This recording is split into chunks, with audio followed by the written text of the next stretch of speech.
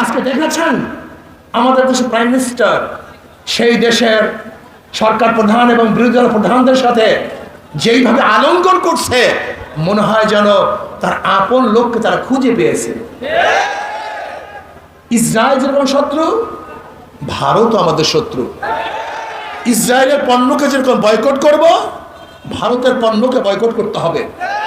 কারণ এই ইসরায়েলকে সাপোর্ট করেছে ভারত, স্পষ্ট সাপোর্ট করেছে এই ভারত, ইসরায়েলের পক্ষে ভোট দিয়েছে এই ভারত। কাজে ইসরায়েল যেরকম আমাদের শত্রু, ভারত আমাদের শত্রু। ইসরায়েল আমাদের দেশ দখল করতে যত কঠিন হবে, কিন্তু ভারতের আমার দেশ দখল করতে তত সহজ হবে। কাজে ইসরায়েল আমাদের শত্রু, ওই মোদির গোষ্ঠী আমাদের শত্রু। ইসরায়েলের পণ্য বয়কট করব, ভারতের পণ্য বয়কট করব। সতর্ক থাকতে হবে।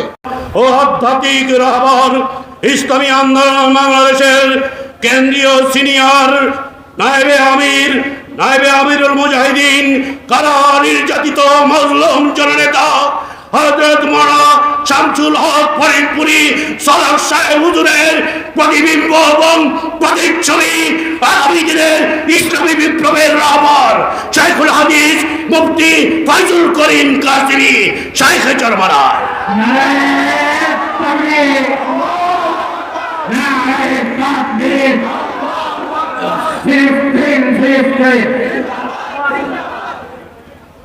نحمد ونصلي على رسوله الكريم أما بعد فأعوذ بالله من الشيطان الرجيم بسم الله الرحمن الرحيم واعتصموا بحبل الله جميعا ولا تفرقوا اللهم صل على محمد وعلى آل محمد উলামা মাশায়েখ আইম্মা পরিষদ কর্তৃক আয়োজিত হুরমাত আকসা সম্মেলনের সম্মানিত সভাপতি সেরে তাজ শ্রদ্ধাভাজন ওলামায়ে কেরাম, আকসা কি, ফিলিস্তিন কি, জেরুজালেম কি, মসজিদ আকসা নিয়ে আমাদের এত বেশি কেন আলোচনা, এই বিষয় কম বেশি আমরা সবাই বুঝতে পেরেছি। আকসা যদিও জেরুজালেমে অবস্থান করতেছে, কিন্তু বাইতুল মুকাদ্দাস প্রত্যেকটা মুসলমানের কলবের মধ্যে অবস্থান করতেছে। বাইতুল মুকাদ্দাসকে হেফাজত করা প্রত্যেকটা মুসলমানের জরুরি দায়িত্ব। এটা আমাদের কাছে ছিল না তা না। দীর্ঘদিন পর্যন্ত ওমর ইবনে খাত্তাব রাদিয়াল্লাহু তাআলা খেলাফত থেকে বাইতুল মুকাদ্দাস দীর্ঘদিন পর্যন্ত আমাদের অধীনেই ছিল, কিন্তু কেন নাই এই বিষয়ে বিশাল আলোচনা। শুধু আমি মুসলমানদেরকে একটা কথা বলতে চাই, জেরুজালেমের চারপাশে মুসলমান কান্ট্রি, সবগুলি তো মুসলমান কান্ট্রি। এরপরে মাঝখানে ছোট্ট একটা জায়গা এই ইহুদিরা দখল করলো কিভাবে? এটা বিরাট প্রশ্ন। তার মানে গাছ কুরআনকে বলতেছে, তুমি আমাকে কাটছো কেন? তুমি আমাকে কাটছো কেন? তখন কুরআন বলতেছে, আমার পিছনে তোমার জাত ভাই না থাকলে আমি তোমাকে কাটতে পারতাম না। তোমার পিছনে আমার জাত ভাই আছে, আর একটা কুঠার আমার পিছনে থাকার কারণে আমি কাটতে পারতেছি।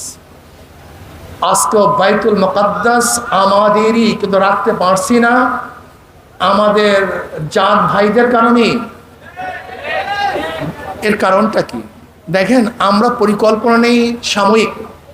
এই যে আমরা মুসলমান আছি না, আমাদের পরিকল্পনা কি, আজকে কি করব, কালকে কি করবো, ব্যাস শেষ।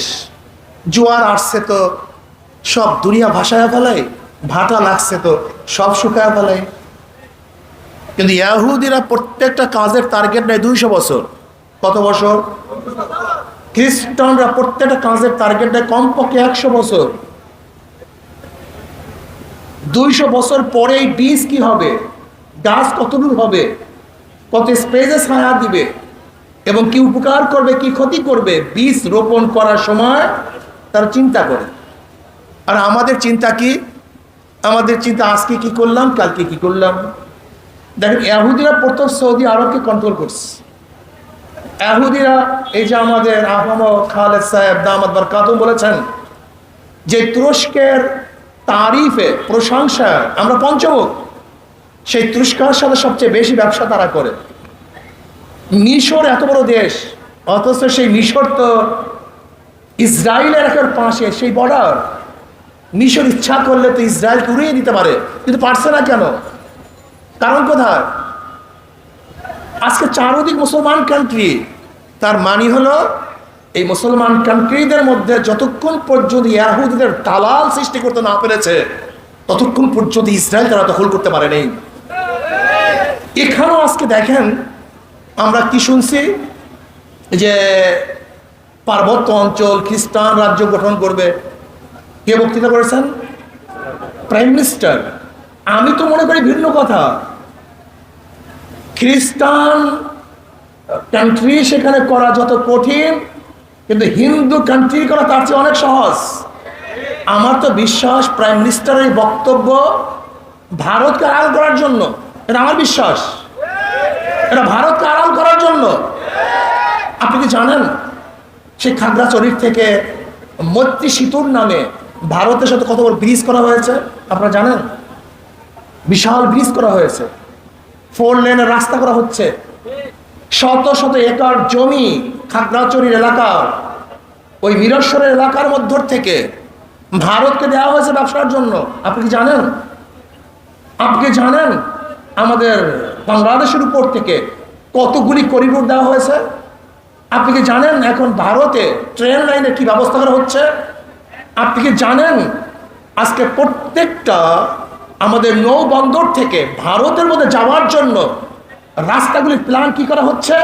আপনি কি জানেন আজকে ভারতের কি পরিমাণের লোক আমাদের দেশে চাকরি করছে? আজকে ইসরায়েলি পণ্য বয়কট করার জন্য স্লোগান করছি, কোককে বর্জন করো, কিন্তু ভারতের পণ্য কে বর্জন করবে? এই স্লোগান কেন উঠছে না? আজকে ভারত আমাদের দেশের সমস্ত রাজনীতি, অর্থনীতি, আমাদের দেশের স্বাধীনতা, এই ভূখণ্ডকে গ্রাস করার চক্রান্ত করতেছে। আজকে দেখেছেন আমাদের দেশের প্রাইম মিনিস্টার সেই দেশের সরকার প্রধান এবং বিরোধী দল প্রধানদের সাথে যেইভাবে আলিঙ্গন করছে, মনে হয় যেন তার আপন লোককে তারা খুঁজে পেয়েছে। ইসরায়েল যেরকম শত্রু, ভারতও আমাদের শত্রু। ইসরায়েলের পণ্যকে যেরকম বয়কট করব, ভারতের পণ্যকে বয়কট করতে হবে। কারণ এই ইসরায়েলকে সাপোর্ট করেছে ভারত, স্পষ্ট সাপোর্ট করেছে এই ভারত। ইসরায়েলের পক্ষে ভোট দিয়েছে এই ভারত। কাজে ইসরায়েল যেরকম আমাদের শত্রু, ভারত আমাদের শত্রু। ইসরায়েল আমাদের দেশ দখল করতে যত কঠিন হবে, কিন্তু ভারতের আমার দেশ দখল করতে তত সহজ হবে। কাজে ইসরায়েল আমাদের শত্রু, ওই মুদির গোষ্ঠী আমাদের শত্রু। ইসরায়েলের পণ্য বয়কট করব, ভারতের পণ্য বয়কট করব। সতর্ক থাকতে হবে। এই ভূখণ্ড নিয়ে যে ষড়যন্ত্র চলতেছে, অনেক ষড়যন্ত্র যা চিন্তা করতে পারবেন না।